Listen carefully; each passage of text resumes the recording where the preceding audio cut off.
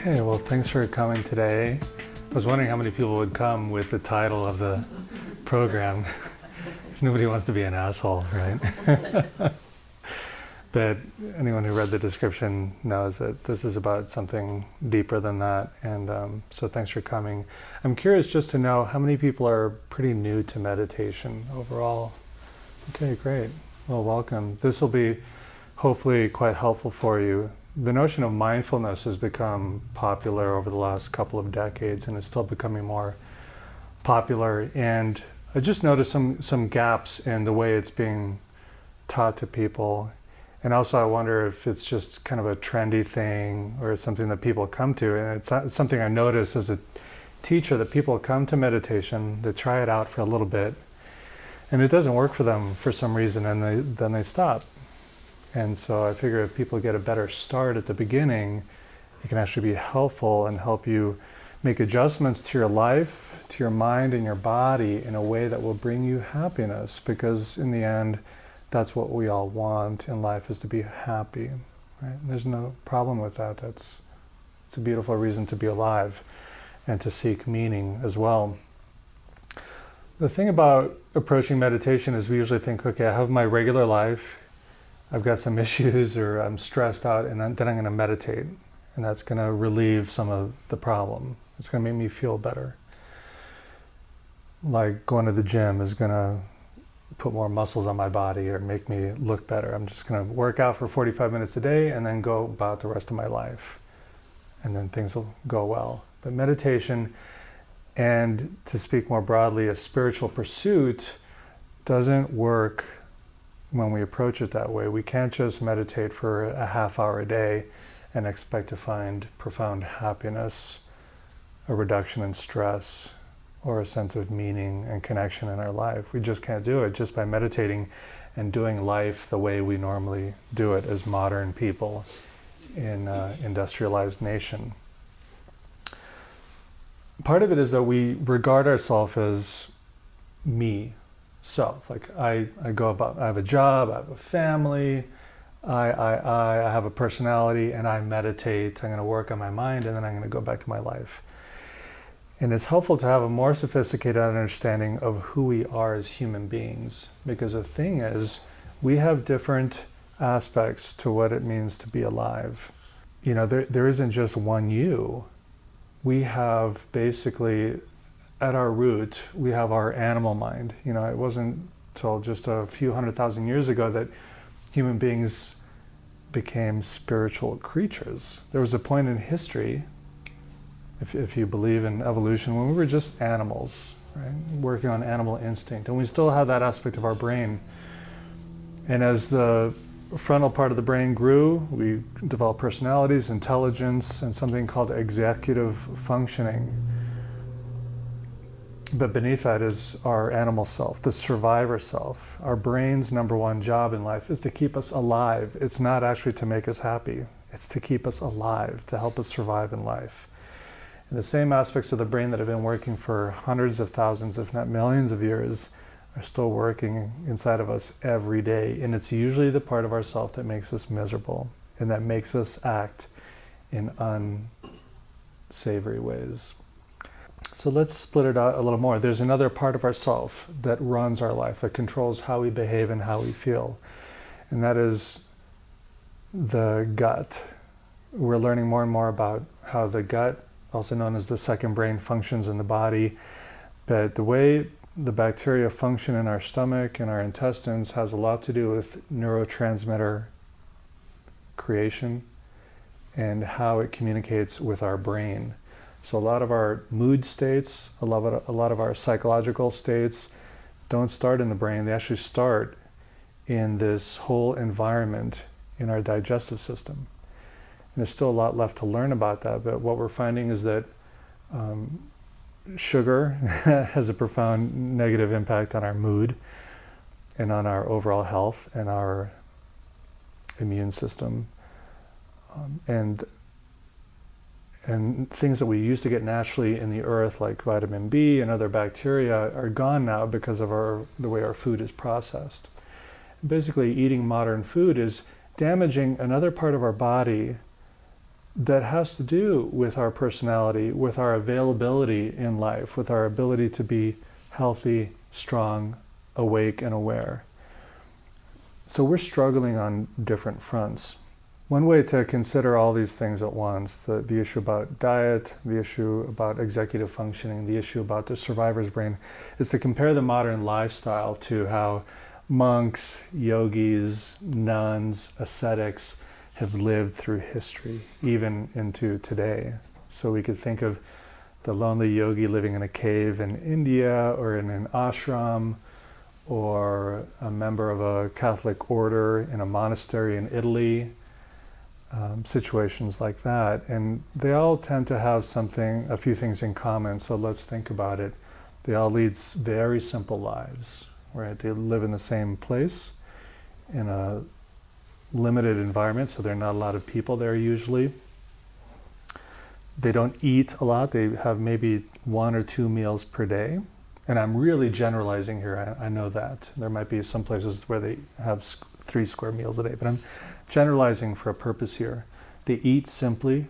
They spend a lot of their time every day in contemplation or meditation or studying spiritual texts. A lot of them live a life of complete silence. They take a vow of silence, so they're not talking to anybody. They take a vow of poverty, so they're not dealing with financial transactions or budgeting or long-term planning for their retirement. And they're dealing with a lot of higher thought, with a lot of spiritual thinking. For some of us that might sound lovely, like heaven. For others of us it might sound like absolute hell, total boredom.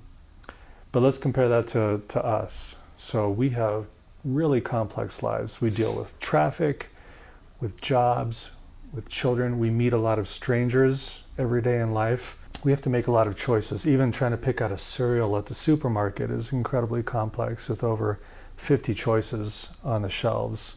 So going shopping has a lot of choice making. If you manage other people at your job, not only are you making choices for yourself, but you're making choices for other people that carry a lot of weight. We're usually eating processed food that either contains poison or it lacks nutrition. We're also not getting a lot of physical exercise or spending a lot of time in the sun, and basically that means we're not getting a lot of vitamin D. And exercise also stimulates our brain to create healthy neurotransmitters. So exercise in a way is like creating a drugstore in our brain and our body that we need. But as modern people, we don't get enough movement. Whereas a lot of these ascetics, they live among the elements.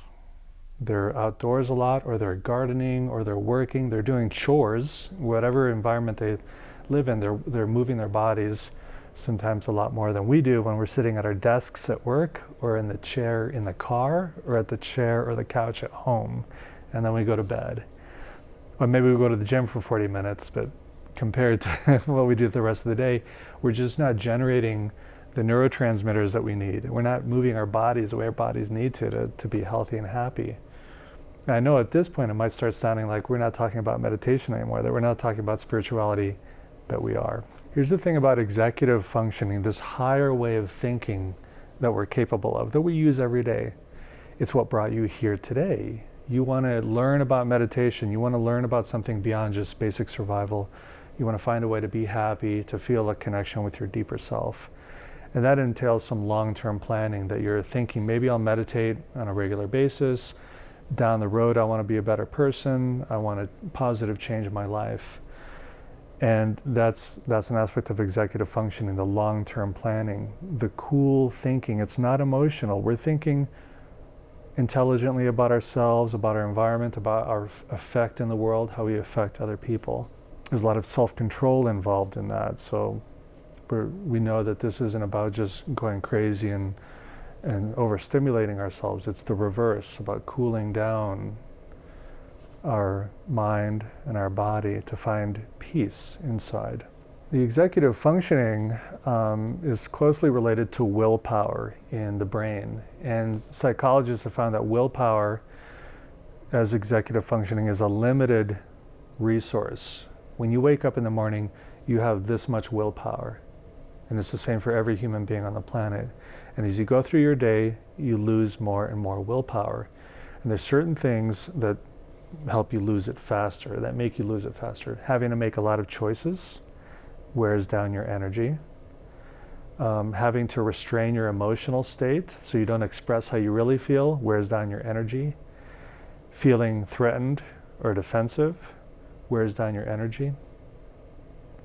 Overthinking, feeling a lot of emotions wears it down more and more. So by the time we hit the sack at night, we're done with our willpower.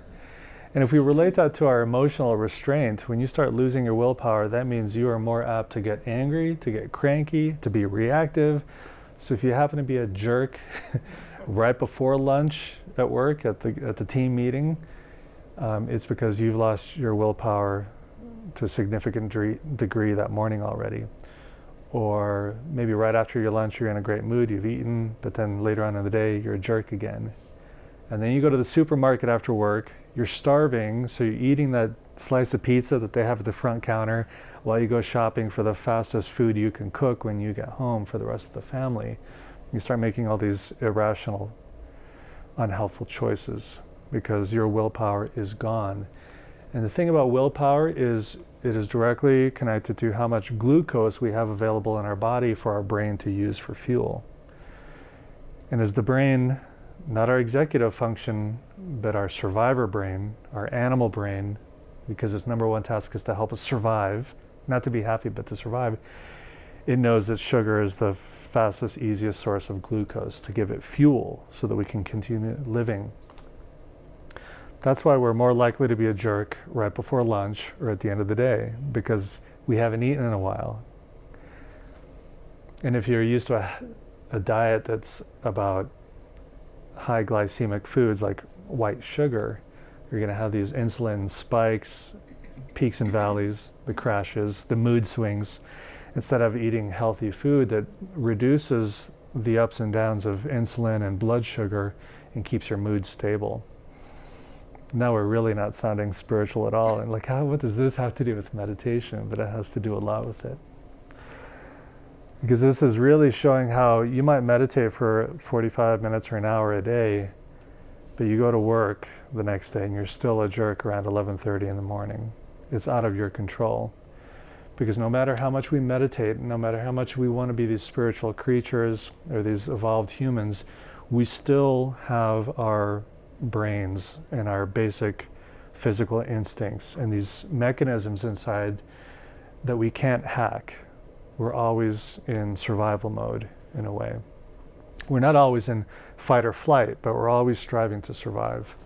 We also have some old behaviors in the brain that unfortunately carry over to today. And no matter how much we want to be better people, it limits us. So in terms of survival, we've survived as humans knowing that we have our family unit and our social unit, and we all tend to look alike in our units, and anybody from outside the unit that looks different from us is a potential threat. Nobody wants to think that they're racist. We're all a little bit racist at least. We want to be better than that, but it's in the brain.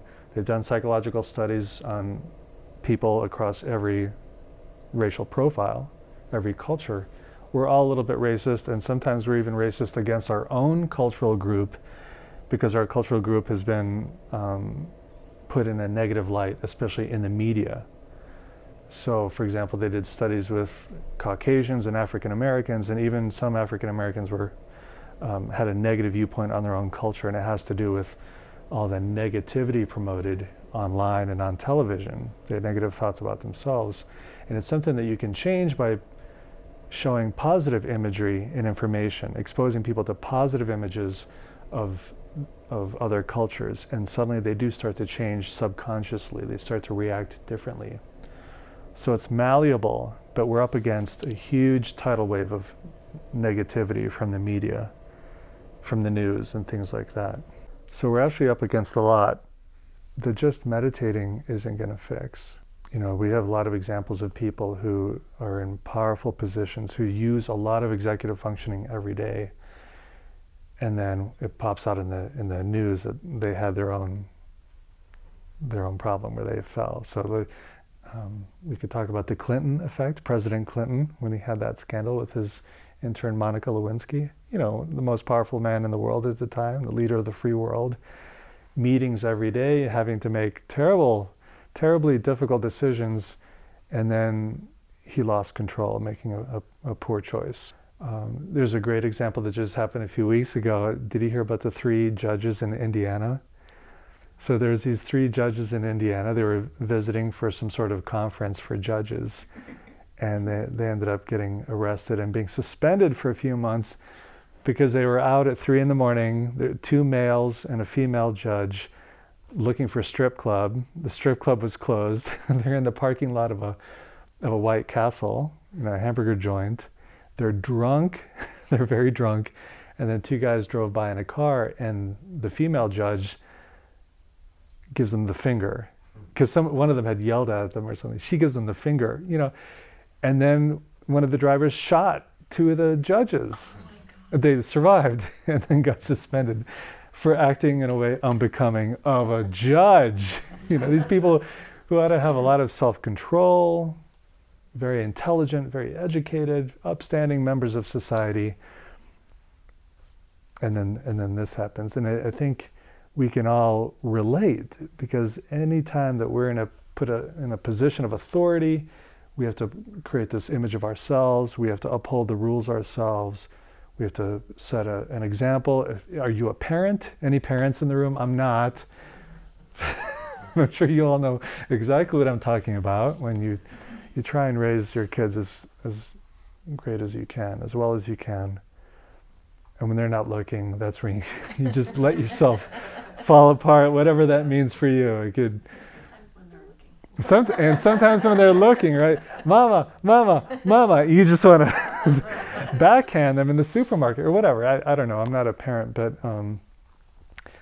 I think I understand what's going on with parents. When a kid goes, mama, mama, mama, mama, 100 times, your willpower is being reduced second by second, and your ability to control your own emotional state is crashing. And it's not your fault. It's just how the human brain is. It is a physical mechanism. It doesn't mean that you're a bad spiritual person or that you need to meditate more, because meditation is probably not going to make you better in that way.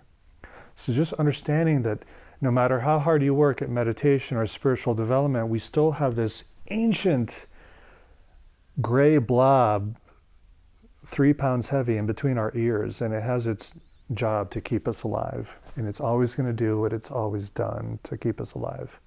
Can I ask a question? Sure. The brain only weighs 3 pounds. 3 pounds? 3 pounds. I think it's 3 pounds, yeah. It's interesting. When you have a headache, sometimes it feels like it's a lot more. It's like a 400-pound gorilla in your head sometimes. Yeah, and a lot of us get headaches because generally we're dehydrated, or because your glucose levels have crashed. Or if we have an overabundance of bad bacteria in the gut who thrive on sugar, they send signals up to the brain causing it to hurt because they're in the driver's seat, and we go around hunting in the kitchen cabinet, or at the Starbucks, I'll take the cookie to make them happy. See, we think we're in the driver's seat. We. Who's we? Your executive inside of you, right? You're not in control. You're more along for the ride more than anything else, because you have your survivor brain and the gut bacteria who have their hands on the steering wheel of your life. And then there's your higher self. And maybe that's just your executive functioning. Maybe it's something non-physical consciousness that some people might call the soul. I'll leave that for you to decide for yourself, because I just want to keep this at a level that everyone can take in, and then you relate it to what you believe beyond that. I personally believe that there's something more than just the physical aspect that's our self, that's come into this physical body, and that's why we have this struggle. This deeper non-physical self comes in to a baby, we grow up, and we're always clashing against this lizard brain inside of ourself, So in the modern life, we're living a stressed out world. We're struggling to survive, and we want to be better people. And meditation can help, but it's also about adjusting our lifestyle. So obviously eating better, eating in a way where you're not depleted throughout the day, making healthy choices ahead of time, because when you wait too long, your gut bacteria and your survival mechanism are going to force you to go for the worst food quickest. But also being kind to yourself and knowing that when you're outside the grocery store and there's someone panhandling, they're asking for help, and you feel like a jerk because you're like, no, I don't want to help. I don't have any cash on me. And maybe you're lying, maybe you're not, but you're like, I'm not in the mood. Or you're at the intersection and there's a guy begging for marijuana. You say to yourself, I've got credit card bills. You probably have more money than I do right now. Or these thoughts come up in our minds. It's just another aspect of our subconscious mind. It's actually difficult to say no to someone who we like. And we sometimes think that we make a decision first based on how we feel, then we make the decision, but it doesn't always work that way. Here's an example. There's something called the Benjamin Franklin effect. I don't know if some of you have heard of that before, but Benjamin Franklin, during his life, he was struggling with someone who wasn't giving him political support. And he wanted to convert this guy to being his friend. So what Benjamin Franklin did was he ended up writing this man a letter asking if he could borrow a book that he had. I think it's a book that he really wanted. And we all know that Benjamin Franklin was an avid reader and responsible for the creation of libraries. The man who previously didn't like Benjamin Franklin ended up lending him his book, and after that became one of his most fervent supporters. So if there's someone in your life who doesn't like you, ask them for a favor, because some part of them won't be able to helping you, responding to your request for assistance. But in order to do that, they're going to have to change their mind. Without them knowing it, they're going to have to turn into someone who likes you in order to give you what you want, which is kind of weird, right? If they don't like you, can't they just say no? But something in them is compelled to help, but in order to help, they have to feel positively about you. So maybe you don't have cash in your pocket, or you don't, for whatever reason, you can't help that person who's asking for help. But it's really, really difficult for your brain to still be kind and like that person at the same time. For you to say no, you're going to generate a negative emotion about that person to back up your rationale for saying no to that person.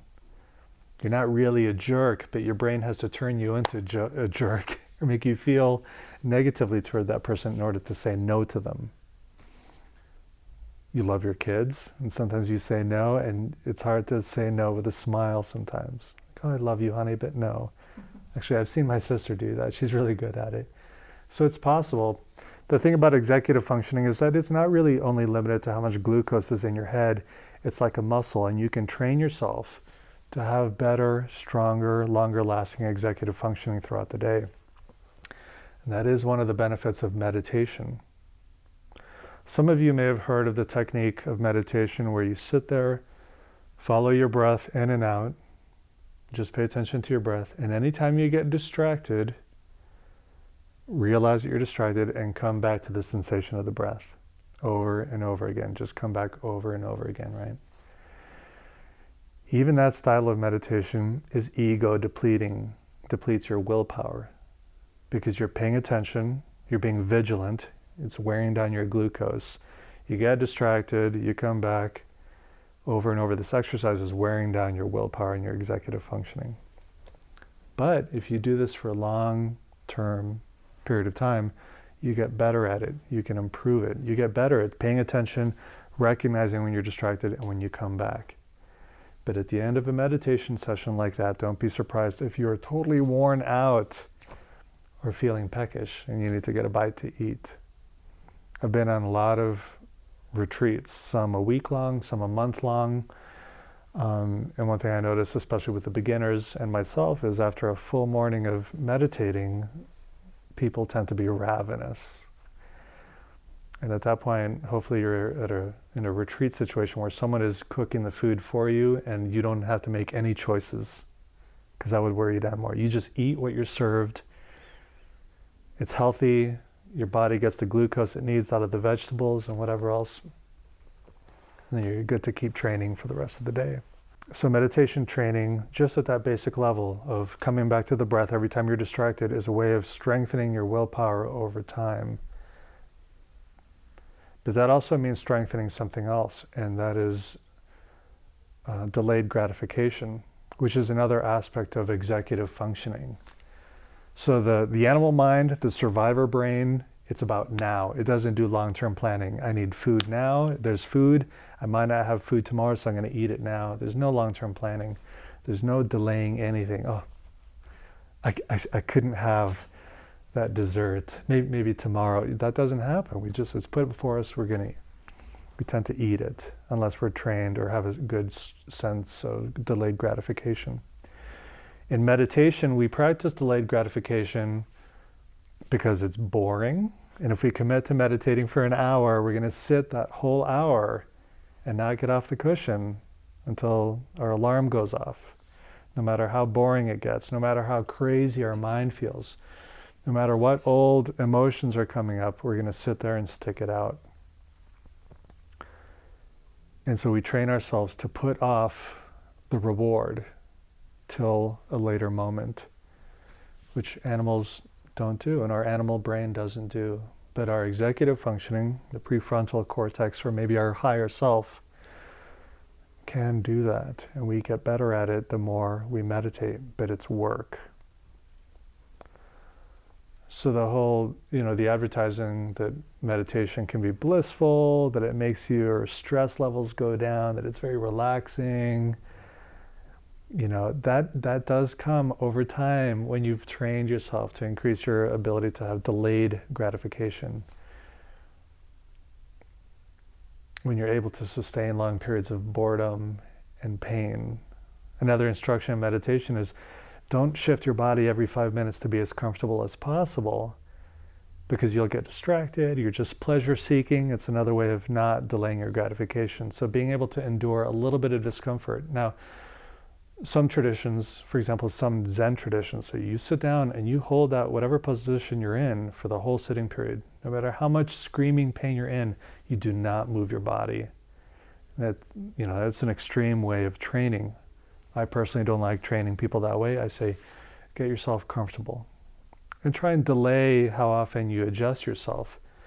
But if your body's in pain, it puts you immediately into that more animal brain way of functioning. That you're just in pain, you're uncomfortable. There's no way you can steady your mind in that state, especially if we're not used to it. We're not used to it as modern people. So be comfortable.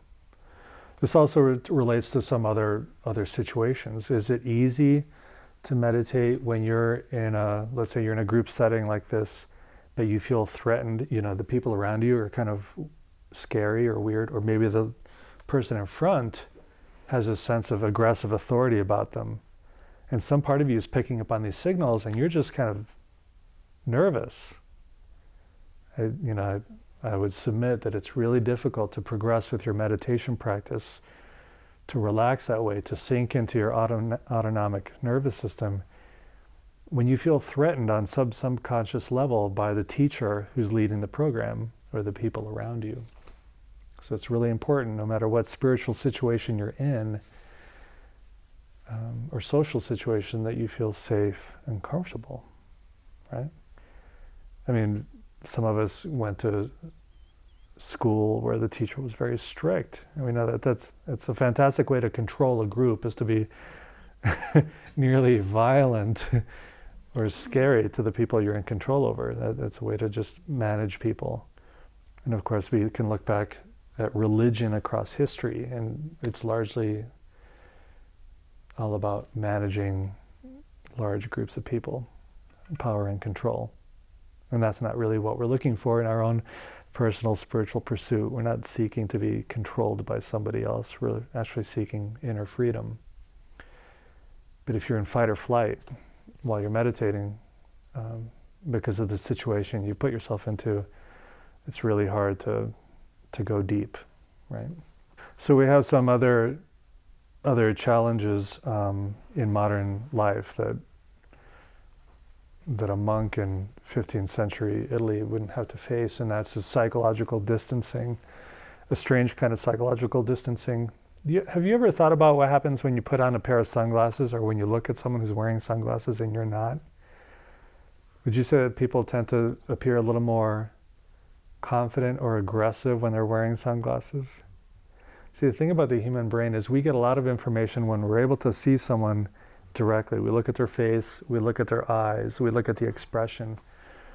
That's why for some people with autism, it's really stressful to look at another person in the face, because their brain is a little bit different in the way it functions, and it's taking in so much data from looking at another human face.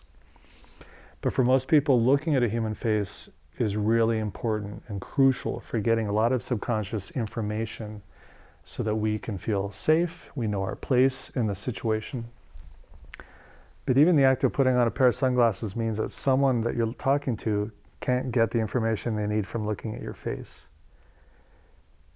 And it might put them in an insecure position. Whereas somehow you pick up on that and you feel guarded and like you have an advantage and just feel cool, right?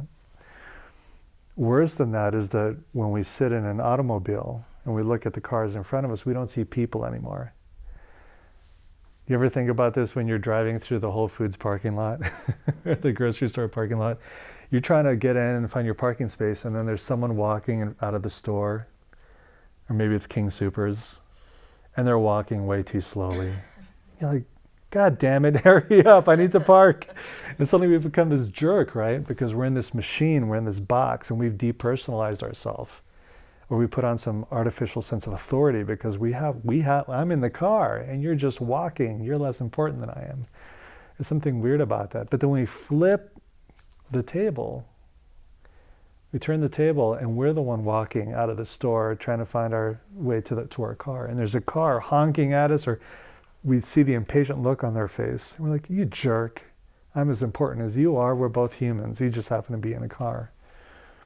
We feel threatened all the time. But you're not a jerk. It's your brain. It's that gray matter in between your ears trying to keep you alive, and it's never going to change. In Buddhism, and I'm not teaching Buddhism here, but I'm just going to use it as a reference really quickly, there's this notion that for example, the Buddha, Shakyamuni Buddha, Siddhartha Gautama, about 2,500 years ago, he had two enlightenments. He became enlightened when he sat under the Bodhi tree, and he realized the nature of ego and non-grasping and attained enlightenment. And they call that nirvana or nibbana. But then he had his mahanibbana, his great enlightenment, when he finally died physically. That's when he was relieved of all the bondage caused by being in a human body. And I think there's something really true about that for all of us, that we might have developed ourselves spiritually in our bodies through meditation, through other kinds of consciousness exploration. But we'll always, while we're alive, find that struggle in our brain that is trying to keep us alive. And it's going to make us aggressive, it's going to make us defensive, it's going to make us emotional, it's going to make us reactive, it's going to reduce our ability to put off satisfaction, because all it wants to do is keep us alive. If you personally believe that there's some part of you that's not physical, maybe a spirit or a soul or a non-physical consciousness, when your body dies, it's going to be a lot more free because it won't be stuck dealing with this ancient computer inside your skull. Of course, having this physical body and this physical life with all its limitations, we can perhaps regard it as a huge blessing, because being in this life, being able to touch, to feel in a limited way, gives us experiences that we cannot have in a non-physical state. I'm kind of remembering that movie, Ghost. Do you remember that from the 80s? The music's playing in my head now. Is there the clay, when they're throwing clay together, being all sensual, wrapping their hands around each other, and then he dies, and there's that scene of him being a spirit, and he's trying to touch, but his hand goes through, can't touch anymore. I went through, back in, I think it was 2014, I started having out-of-body experiences, and it was right before I married my wife. And to train to have out-of-body experiences, I'd have to go to another room and do my training there, because it's really difficult to do when someone else is in bed, because if they move, it brings you back in your body. So I was doing these practices. And then I had my out-of-body experiences and my own spiritual growth out of that. I realized something after that was that my time in this physical state is really limited. You know, if I get to live to 80, 90 years old, that's not a very long time. And I ended up putting off or just stopping the out-of-body training because I'd rather be in bed holding my wife, touching her skin, smelling her hair. These kinds of things, you know, think of holding your children, giving birth, watching them grow up, watching them suffer with their own limitations. These are things that we can't do without our physical bodies, without this physical life, without these so limited brains, right? So in a sense, we want to become better people. We want to strengthen our executive functioning.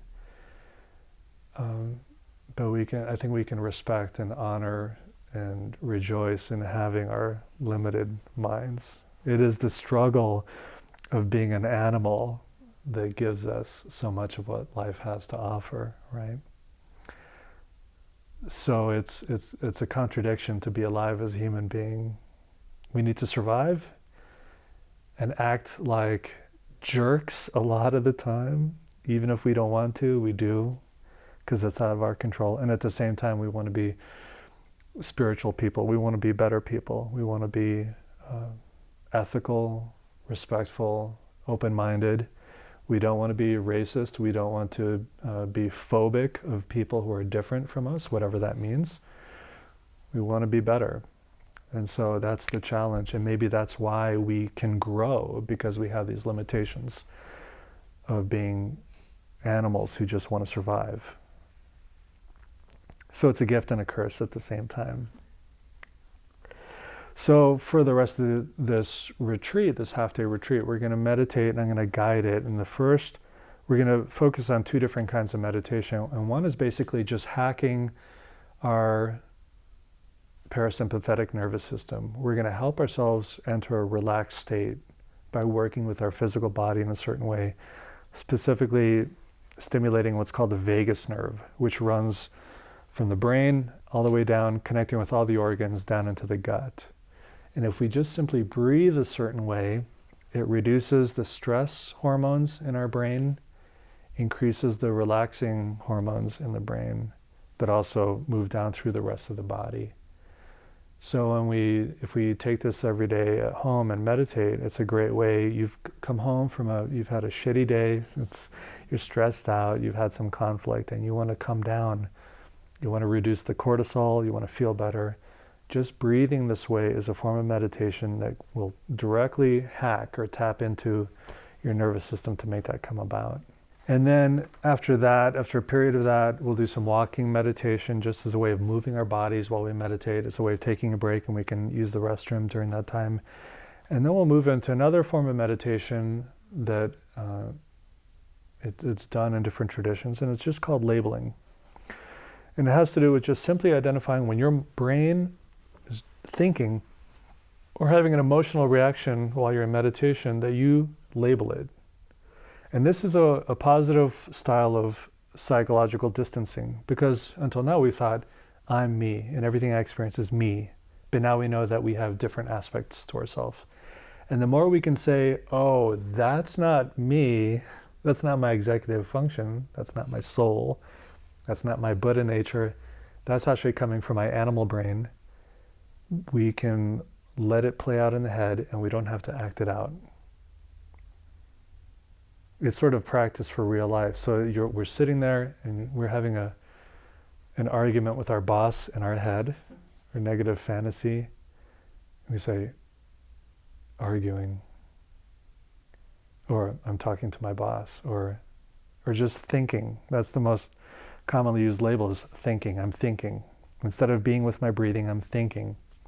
But we start to see that there's me observing everything that my brain is doing, and then there's what my brain is doing, playing out the cinema inside the skull.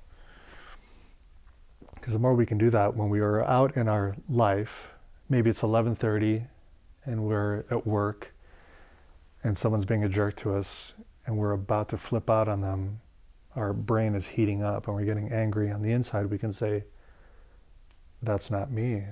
That's my brain in survivor mode. I feel threatened. But because we've trained in delayed gratification, we can cool down our response to that person. So the training we do in meditation does help us be better people and work with our animal brain. We can let it play out inside, but it doesn't mean that we have to act it out or speak it out with our words, because we can see it for what it is.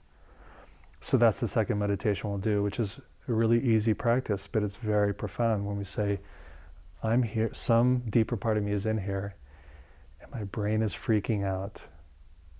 One helpful thing to do, especially if you're new to meditation, is to think about, and if you've been to a therapist, I've used therapy, I've seen therapists, it's really helpful to understand what your basic psychological style is in life when you respond to survive. And the first time I saw a therapist, he was very good and he was very quick. He basically started off by saying, okay, think back to the earliest years of your life and answer this question. Were you abandoned? Were you hurt? Were you embarrassed? And I think there were a couple other questions he asked me. He said, what is the first hurt that you felt in life? And I told him what it was. And as we worked together in the years since then, even to today, I always notice that when I'm freaking out in traffic, or see someone who I dislike, or there's some interaction that's a threat to me, the way my mind responds directly comes out of that childhood trauma. And sometimes it's not about something that happened after we were born, but sometimes it's just in our circuitry, in our DNA or our nervous system. And now there are a lot of studies showing that trauma is passed down through the generations. And I can see things in my automatic behavior that don't come from me, but they come from one of my parents. Something happened to them, and especially to my mom, and I see she responds in certain ways, and it's in me physically. She passed it on, and it's in the way I respond. So it's really helpful if you're a meditator, if you decide to take on meditation throughout your life, if you figure out really quickly what your particular psychological response is to survive because of something that happened to you earlier in life, you'll be able to spot it really quickly when it happens on the meditation cushion, or when it happens in traffic, or when it happens when you're getting ready to make a public presentation, or throw a party for someone, or be in some stressful social situation. The way we respond, if it doesn't seem particularly enlightened, it's probably coming from a place of trauma or earlier pattern that we formed just to survive. And then when it happens, we can label it. Okay, this person is probably not going to yell at me. I just think that they are. I'm probably not going to go to jail. These are the stories that I personally struggle with every day. When I feel scared or nervous about something, I have my standard, the worst possible thing is going to happen. And meditation trains us to not believe it when we're thinking it. We just distance ourselves from it, like, oh, there's that story playing out over and over again. And it's always the same damn thing, right? It's always the same thing at the root. So meditation helps us. We say, that's not me. That's not mine. It's not even real. It's an illusion that plays itself over and over again, just so that we can run as fast as possible out of the situation and live to fight another day, or to feed another day, or to have sex one more day. That's a whole other thing we could talk about for another hour. It's just this sexual drive and how that affects our interactions with other people. But if we can identify it as a pattern in our mind that can produce aggression or fear or neediness or things like that, we can say, that's not me. And I don't have to respond as if it were true, because it's not.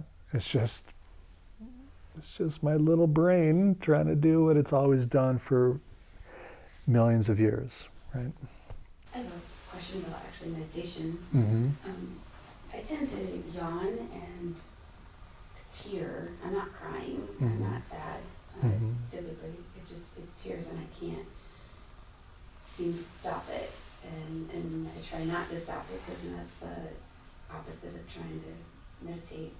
Is that I don't think I'm just tired coming into meditation. Sometimes I am, but it happens over and over again, and I don't know, have you heard of that kind of a reaction? When I'm sitting up here, I see it a lot out there, and I do it too. And it's really just out of your conscious control. It's not out of your executive functioning. It's the deeper brain, and it's just something that happens naturally. It could be that as your respiration is slowing down, it's slowing down a little faster than what you need in terms of oxygen intake. So when you yawning is a subconscious act of taking in more air and oxygen. Your body just needs more air. So we yawn, and it's completely natural and normal for the eyes to tear at the same time. Some people start producing a lot more saliva during meditation, and again, it's because our parasympathetic nervous system is activating. Our relaxed state is increasing. So we're going to yawn, our eyes are going to tear, we're going to produce a lot more saliva. Your tummy, if your tummy rumbles a lot during meditation, that's because peristalsis, the movement of the intestines to move the food along, that's happening. That happens when we're relaxed. If you become sexually aroused in meditation, which is really difficult, especially for men in the group situation, but it happens especially younger men, when you're relaxed, you're more apt to become aroused that way. So all these things that happen out of a state of relaxation will happen in meditation because we're stimulating those reactions. They just happen on their own. So it's not a big deal. It's actually a good sign. Versus the stressed out state we spend our time in throughout the rest of the day. We have dry eye. How many medications are there out there for dry eye? We're stressed out. We have dry mouth. We're breathing in our chest instead of letting our bellies move when we breathe. When our belly moves as we breathe, that's a very relaxed state, like a newborn baby. Big bellies in and out. That means our diaphragm is doing the breathing, the main breathing muscle. It contracts to pull our lungs down to draw in the air, and it pushes our bellies out. When we breathe like this, short breaths, our neck muscles and our rib muscles are pulling the rib cage up to get more air in. That's how we breathe when we're running away from an attacker, when we're trying to survive, when we're stressed out. That's how we breathe. We get headaches, all that stuff happens. So our bodies behave in a completely, and we lose our sex drive when we're stressed out. So, which is difficult, especially for adults in romantic relationships. Sex drive goes out the window because we have to pay bills, we have to pay taxes. I need to find a job. I don't know what's going to happen to our kids. Forget about it, and which is why that little blue pill is such a huge seller, we're going to force it to happen even though we're not in the proper mental state for it, right? It's so aggressive. We're so aggressive to ourselves because we just don't understand ourselves. If we could just create a more relaxing lifestyle somehow. And so what are the basics, right? Even looking at social media, every little thing on someone's, on their timeline produces a different emotional responsiveness. Politics, sports, scandal, someone looking sexy, someone in a car accident. In the space of a few minutes, we've gone through 100 different emotional states. What does that do to our glucose? What does that do to our executive functioning and our willpower? It sucks it dry. So just give yourself 15 minutes at the end of the day to do all the Facebook stuff you want to do, but don't do it the rest of the day. Try and reduce how much TV you watch, all these basic things. Try and live more simply throughout the rest of the day, which is a really tall order, especially if you're a parent. I know. But I think with the information that you've received, you can probably find little ways to treat yourself to a more natural life. Just taking a walk in the sunshine outside can do wonders. And sometimes it can do a lot more for you than trying to meditate at the end of the day. Because at the end of the day, all your willpower is already spent anyway. Chances are pretty slim that you're going to actually meditate at that point. I gave another class a few months ago about willpower. And all of this basically comes down to, if you want to be a regular meditator, meditate first thing in the morning while you have all your willpower. Because at the end of the day, all you want to do is watch TV and eat crap, right? Because we have our little brain. As you develop your willpower and your strength, then you will be able to develop meditation so that you can do it at the end of the day, where you still have some willpower there, or it's just part of your pattern for the day, so it's automatic. You kick off your shoes when you go home, sit on your cushion, and then you have dinner. So you don't have to decide, will I meditate today or not? It's just automatic. Anyway, I just went way beyond your question, but hopefully it was helpful. Any other questions or comments?